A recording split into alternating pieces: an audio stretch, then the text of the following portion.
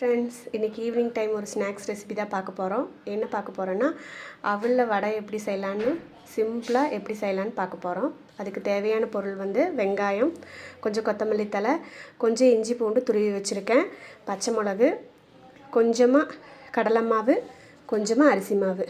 இப்போ இதையெல்லாம் மிக்ஸ் பண்ணிவிட்டு எப்படி செய்யலான்னு பார்க்கலாம். இப்போ நம்ம அவலை ஊற வைக்கிறதுக்கு கொஞ்சம் நல்லா சுடுதண்ணியை இந்த அவலில் ஊற்றிக்கலாம். இது ஒரு 10 நிமிஷம் நல்லா ஊறட்டும். இப்போ பார்த்திங்கன்னா அவல் நல்லா ஊறிடுச்சு. அது நல்லா புழிஞ்சு எடுத்துட்டேன்.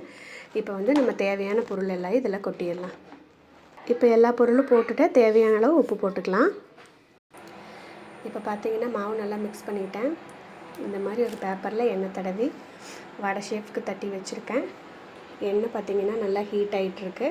நல்லா சூடானது இதை போட்டு நம்ம ஃப்ரை பண்ணி எடுத்துக்கலாம். இப்போ பார்த்திங்கன்னா எண்ணெய் நல்லா சூடாயிடுச்சு. மெதுவாக போட்டுக்கலாம்.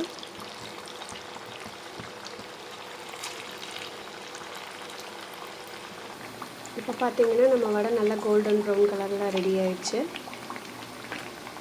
இப்போ பார்த்திங்கன்னா நம்மளோட அவல் வடை ரெடி ஆயிடுச்சு.